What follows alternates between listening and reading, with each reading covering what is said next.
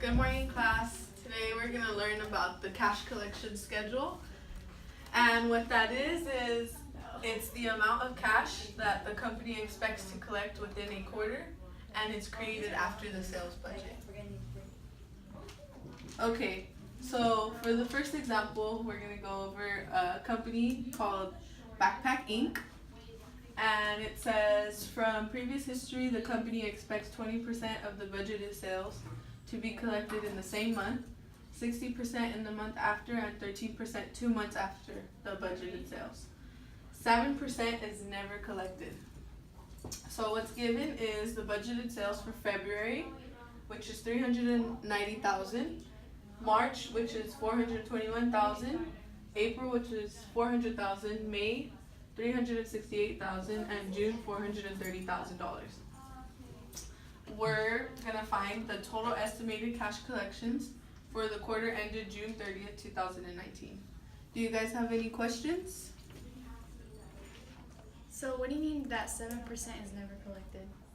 Okay, so from previous history, the company has determined that at about 7% is sometimes not always collected from the credit that's given out. So we have to account for that for this period. For the given budgeted sales, where'd you get those numbers?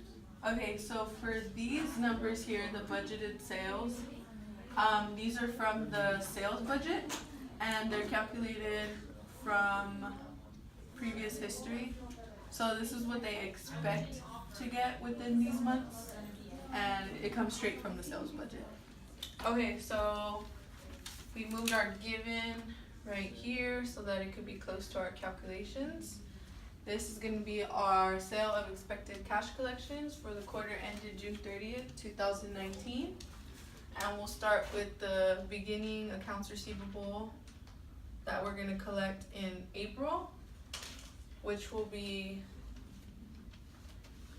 February is going to be 2 months before April, so we'll need 13% of $390,000 because 2 months after February is April, and 2 months after the sales, they expect to get 13% of that. So 13% of the $390,000 in February is $50,700. And then in April, we're also going to collect 60% of March because they expect to collect 60% of sales the month after the sale is incurred. So 60% of 421,000 is 252,600. So we'll just add those, and that's going to be 303,300. So for April, when we add these, we're going to get $303,300 to be collected from February and March. For April sales, which is $400,000, we're gonna expect to collect 20%, which is $80,000. So in April, we'll collect 20% of April sales, which is $80,000. And in April, we won't collect any of May or June because those haven't incurred yet. So these will be blank. So we'll move on to May. In May, we're gonna collect 13% of March because it's 2 months after. So 13% of the 421,000 is $54,730 to be collected in May from March. And then for April sales in May, we're gonna collect 60%, which is 1 month after. So $400,000 in April, 60% is 240,000. So from April sales, 60% is gonna be collected in May, which equals 240,000. In May, from May sales, we're gonna collect $368,000 times the 20%, which is collected in the same month, which is 73,600. And that's it for May. For June, we're gonna collect, from April sales, we're gonna collect 13%, cause this is 2 months after. So that'll be 13% of 400,000, which is 52,000.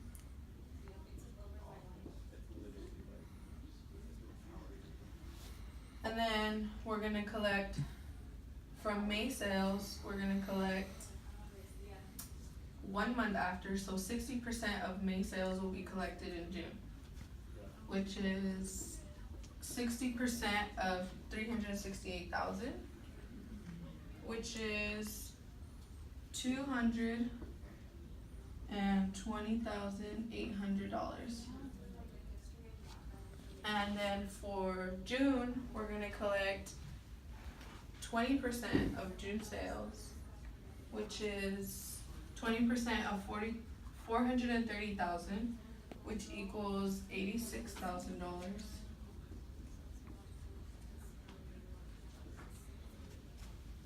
And then we're gonna total them up.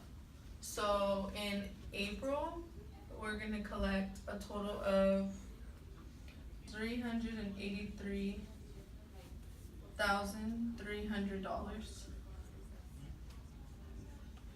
from beginning accounts receivable and April sales.